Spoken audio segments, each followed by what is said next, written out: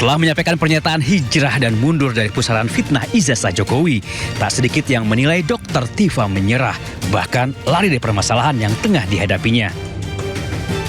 Tak ingin bola liar kian menggelinding, Dr. Tifa membantah semua tudingan. Dengan tegas ia menyebut sama sekali tidak melarikan diri dan menolak disebut pengecut.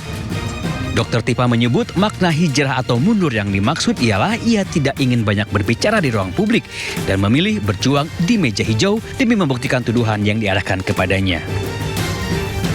Selain itu, Dr. Tifa juga mengaku seluruh hasil penelitian tentang Jokowi dan ijazahnya sudah rampung ia selesaikan dan sudah ia bukukan dalam 2 buku berjudul Jokowi White Paper dan Otak Politik Jokowi.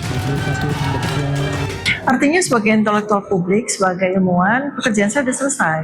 Adapun bahwa saat ini saya sedang menghadapi berbagai sidang dan kemudian saya juga menunaikan undang-undang ya, terutama KUHP baru tahun 2026 yang memberikan fasilitas ataupun ruangan bagi saya untuk melakukan uji pra-peradilan, dan itu pun juga sudah terjadwal ya, insya Allah tanggal 12 Agustus 2026. Ya tentunya saya disitulah ruangan bagi saya untuk menyampaikan hasil penelitian saya, hasil pekerjaan saya terkait dengan ijazah Joko Widodo ini. Namun dalam ruang publik yang lain ya, di luar dari sidang, saya menyatakan bahwa saya hijrah. Kenapa? Karena sudah diwakili oleh 2 buku saya tersebut. Sebelumnya, Dr. Tifa sempat menyatakan akan mundur dari pusaran kasus fitnah ijazah Jokowi. Pernyataan itu kemudian timbulkan syakwa sangka. Walaupun menyatakan mundur, Dr. Tifa mengaku telah mempersiapkan diri untuk jalani sidang pra-peradilan 12 Agustus mendatang. Tim Liputan Ainus melaporkan.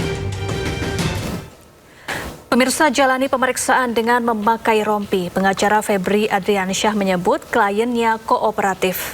Ya, sementara ex-penyidik KPK Yudi Purnomo menyebut bahwa jalani pemeriksaan dan juga memakai rompi adalah kewajiban.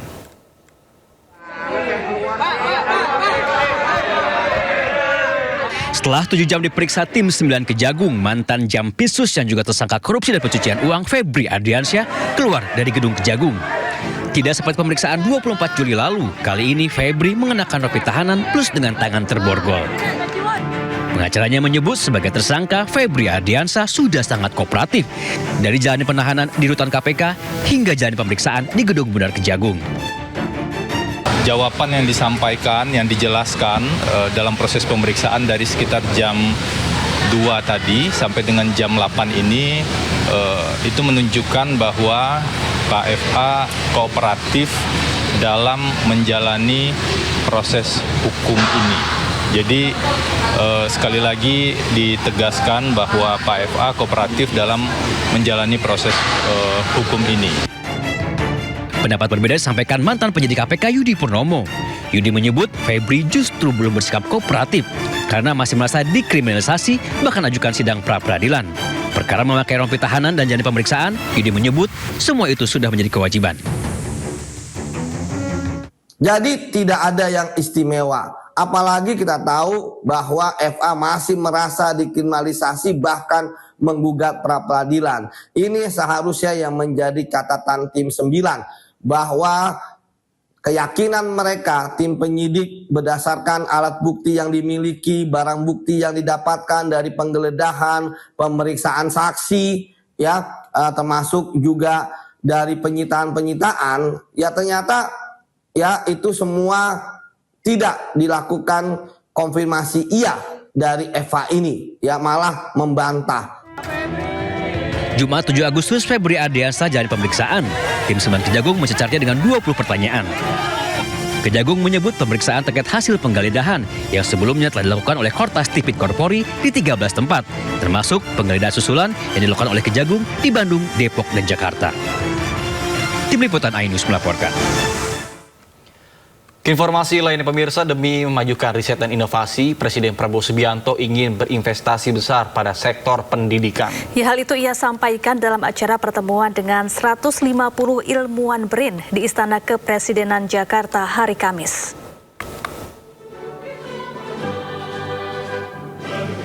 Prabowo menilai kemajuan riset dan inovasi berhubungan erat dengan kualitas pendidikan. Terkait hal tersebut, Prabowo mengungkap sejumlah langkah tengah disiapkan pemerintah, mulai dari memperbaiki kondisi fisik sekolah hingga membangun sekolah-sekolah unggulan bagi peserta didik berprestasi. Rencananya sekolah unggulan tersebut akan menerapkan kurikulum International Baccalaureate agar lulusannya memiliki standar pendidikan setara dengan institusi terbaik di dunia. 19 penumpang tersebut menjadi untuk mencapai tingkat inovasi, untuk mencapai tingkat terobosan, untuk mencapai tingkat penemuan-penemuan, ya, paten-paten dan sebagainya. Itu dasarnya pendidikan. Dan inilah saya ingin investasi cukup besar di bidang pendidikan untuk generasi penerus kita. Saya ingin perbaiki semua sekolah dari fisik. Kita juga membangun sekolah-sekolah unggulan untuk anak-anak terpinter. Bisa kita seleksi, nanti dia kejar universitas-universitas terbaik di dunia.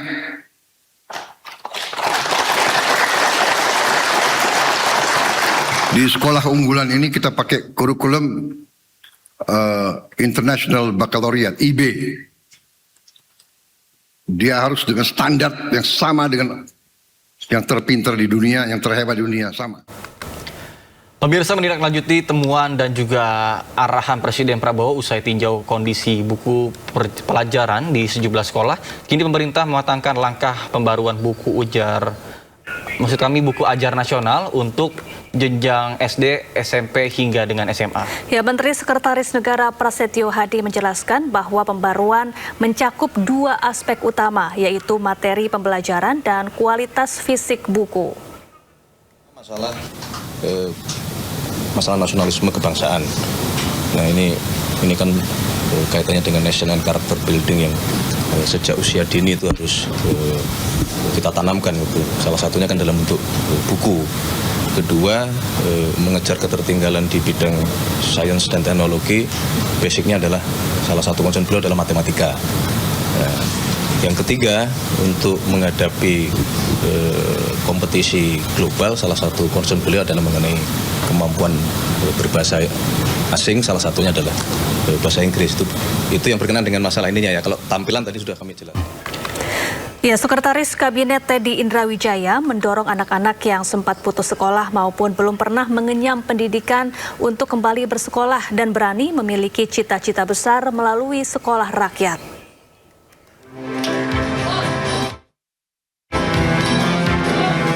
Sekretaris Kabinet Teddy Indrawijaya bersama Menteri Sosial Saifullah Yusuf dan Wakil Menteri Sosial Agus Jabo Priyono melakukan peninjauan secara langsung ke sekolah rakyat terintegrasi 8 di kawasan Curug, Tangerang, Banten. Dalam kesempatan ini, Teddy berinteraksi langsung dengan para siswa dan calon siswa, termasuk mendengarkan kisah anak-anak yang sebelumnya mengalami putus sekolah. Menurut Teddy, sekolah rakyat merupakan bagian dari upaya Presiden Prabowo Subianto memastikan seluruh anak Indonesia memperoleh kesempatan mengenyam pendidikan, termasuk mereka yang belum pernah bersekolah maupun terpaksa berhenti sekolah karena berbagai keterbatasan. Oke, jadi ini ada ada Kak Ipul, kakak asuh dari adik-adik sekolah rakyat se-Indonesia Raya. Kemudian ada Kak Agus Jabo.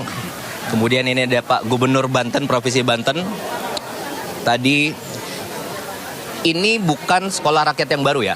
Nah, ini gedung rintisan yang tadi Bapak Menteri Sosial sampaikan. Ini gedung rintisan, sudah direnov. Jadi dari gedung yang belum terlalu terpakai, kemudian dimanfaatkan untuk gimana caranya segera mungkin anak-anak yang di jalanan, yang tidak sekolah, yang putus sekolah, yang tidak pernah sekolah sama sekali di sekitar sini bisa segera sekolah. Kapan? Sekarang.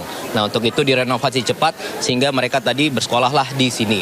Nah, ini adalah bagian dari 165 sekolah rakyat yang sudah dibentuk Bapak Presiden melalui Kemensos tahun lalu. Oke, kemudian tahun ini ada 100 bangunan yang baru yang kalau teman-teman media lihat di 100 kota kabupaten ada yang gedung-gedung besar itu yang lebih besar, lebih layak dan lebih memadai, ya itulah yang baru sekarang. Nah, alhamdulillah. Sementara itu, Menteri Sosial Saifullah Yusuf atau Gus Ipul mengatakan sekolah rakyat merupakan gagasan langsung Presiden Prabowo Subianto yang diperuntukkan bagi anak-anak dari keluarga paling tidak mampu, termasuk mereka yang selama ini belum memperoleh kesempatan mengakses pendidikan secara layak. Yang dijangkau dalam sekolah rintisan tambahan ini adalah anak-anak yang sebagian tidak besar, tidak sekolah dan putus sekolah. Mereka kadang pada jam-jam sekolah itu mengamen atau mencari penghasilan atau pekerjaan di pasar-pasar atau di tempat-tempat umum. Ya, itulah yang dijangkau dan dari 400 ya yang dijangkau di jalanan itu 300 diantaranya setelah di asesmen memenuhi syarat untuk. Pemerintah ingin memastikan keterbatasan ekonomi keluarga tidak memutus masa depan anak. Karena itu, sekolah rakyat hadir dengan sistem berasrama dan memenuhi kebutuhan siswa agar mereka dapat berkonsentrasi belajar dan mengembangkan diri. Gus Ipul menegaskan apapun latar belakang keluarganya, setiap anak memiliki nilai, potensi, dan hak yang sama untuk memperoleh masa depan yang lebih baik. Dari Tangerang, Banten, Anissa Rizkia, Yudi Permana, iNews melaporkan. Pemirsa, cegah keracunan. Badan Gizi Nasional meminta para siswa tidak membawa pulang makanan dari program Makan Bergizi Gratis.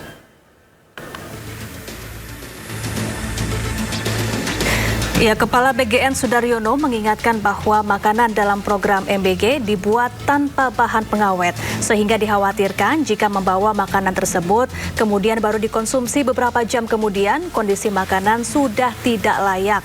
Terkait hal tersebut, BGN akan memperketat prosedur distribusi makanan dan meminta guru mengedukasi siswa agar tidak membawa pulang MBG. Dari mulai selesai masak sampai dengan makan itu ya benar, tapi kemudian dia bungkus, dibawa pulang, dan dikonsumsi bersama keluarga yang lain. Sehingga yang keracunan bukan hanya siswanya, tapi termasuk anggota keluarga yang mengkonsumsi makanan itu. Nah ini bagian dari PR kami, bagaimana mengedukasi ya. Jadi di sekolah itu sudah ada namanya PIC, yang sudah ada insentifnya. Jadi guru di sekolah itu tidak terganggu jam mengajarnya karena makan bergizi. Bahkan guru itu kemudian juga menjadi bagian dari penerima manfaat MBG dalam tujuannya adalah untuk mengedukasi siswa-siswanya. Mencegah tadi itu. Jangan yang ini jangan dibawa pulang, yang ini gitu. Jadi kita ke depan ini kita berusaha untuk bagaimana fungsi-fungsi edukasi ini betul-betul secara konsekuen itu kita terapkan. Iya, Nata, apalagi MBG ini kan makanannya biasanya dimasak pada saat dini hari atau bahkan malam sebelumnya, beberapa jam sebelum disalurkan ke sekolah. Jadi kalau sampai dibawa pulang, ini waktunya lebih panjang lagi ya, makanan itu di suhu ruang yang bisa mengakibatkan kontaminasi bakteri. Betul, apalagi kalau misalnya yang berbau-bau sayur gitu, yang basah-basah itu kan sensitif banget, terutama kalau udah masih ada uapnya, ketutup. Jadi kayak apa ya, kayak keungkep gitu. Betul loh. Betul sekali, ini untuk mencegah keracunan ya, supaya tidak terulang kembali ya, Nata ya. Betul. Ya, sementara itu pemirsa, Menteri Koordinator Bidang Pangan Republik Indonesia Zulkifli Hasan mewajibkan dapur MBG beli bahan baku di Koperasi Desa Merah Putih. Ya, Zulhas pun menekankan instruksi Presiden Prabowo agar program MBG bukan hanya meningkatkan kualitas gizi masyarakat, tetapi juga menjadi penggerak ekonomi daerah.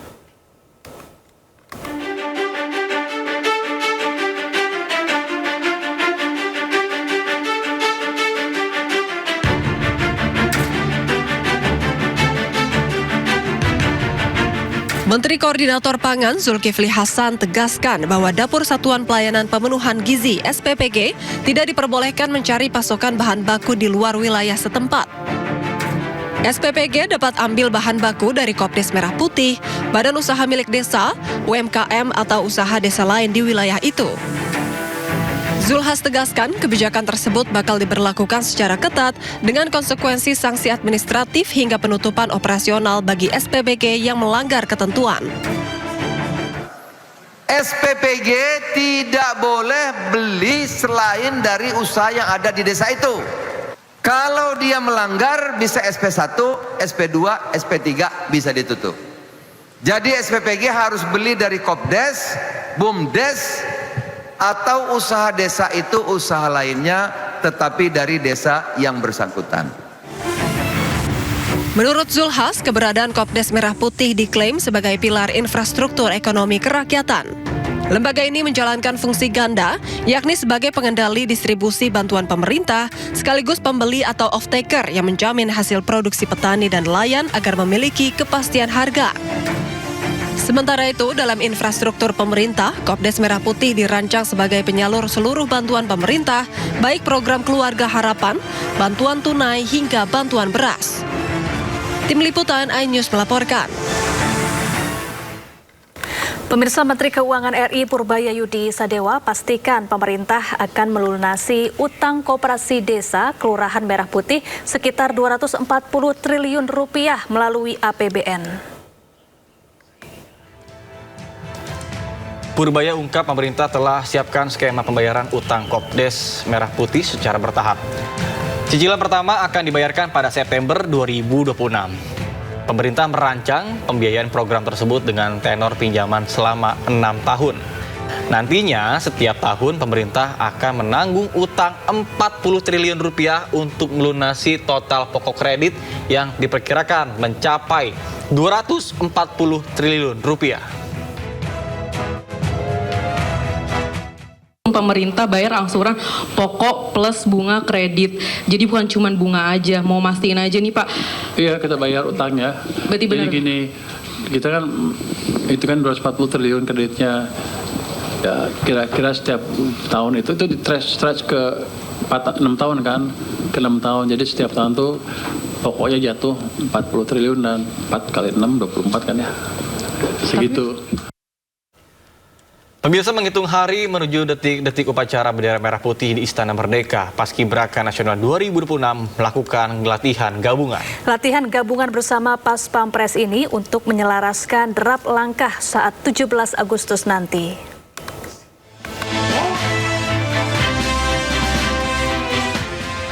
Menuju peringatan detik-detik proklamasi kemerdekaan Republik Indonesia, puluhan calon paskibraka nasional terus menjalani pembentukan fisik dan mental dengan intensitas tinggi. Guna melatih kekompakan dan penyelarasan derap langkah, pasukan pengibar bendera Pusaka Nasional 2026 rutin menggelar latihan dengan pasukan Pas Pampres yang lebih dikenal dengan pasukan 17. Kita ada di PPSDM, kemudian di Dasmen ya, di Sawangan ini dalam rangka latihan gabungan dari tanggal 6 sampai tanggal 9. Untuk penguatan Paskibraka setiap tahun ada 2 jenis kegiatan yang dilakukan, yaitu pembelajaran aktif dan pelatihan. Kemarin mereka sudah melaksanakan pembelajaran aktif dengan berbasis pengalaman, baik belajar sejarah bangsa maupun belajar keindonesiaan. Dan setelah itu diperkuat dengan pemahaman mengenai Pancasila, wawasan kebangsaan, bela negara, ketahanan nasional, kewaspadaan nasional, dan sebagainya. Dan setelah mereka melaksanakan itu semua, mereka juga melakukan proses mancakrida untuk refleksi dari pembelajaran berbasis pengalaman. Dan setelah itu mereka masuk proses pelatihan. Di balik barisan yang presisi dan kedisiplinan latihan gabungan bersama Pas Pampres, tersimpan kisah-kisah humanis dari para remaja terpilih yang membawa beban harapan keluarga dan provinsi asal mereka. Suka duka pun mereka alami selama masa karantina sejak 14 Juli. Mungkin momen terberatnya itu di sini kan kita dituntut untuk hidup mandiri. Jadi kalian di sini banyak banget belajar tentang hal-hal baru, hal yang dilakukan sama kalian sendiri, kayak kalian harus mandiri kayak gitu. Pernah ngerasa capek terus pengen nyerah gitu nggak? Kalau capek pasti pernah, cuman kalau untuk nyerah enggak sih Kak, karena dengan beradanya kalian di sini, dengan rasa lelah yang kalian rasain, itu nggak ada bandingnya sama perjuangan kalian sebelum kalian sampai di sini. Ya memang Paskibraka Nasional ini sejak dahulu, sejak saya SD kelas 6 sudah bercita-cita menjadi seorang Paskibraka Nasional. Karena sering lihat di TV kan, lihat upacara pengibaran bendera di Istana Negara yang menjadi motivasi saya sejak kecil. Apa kesulitan dan tantangan menjadi Paskibraka ini, Haikal?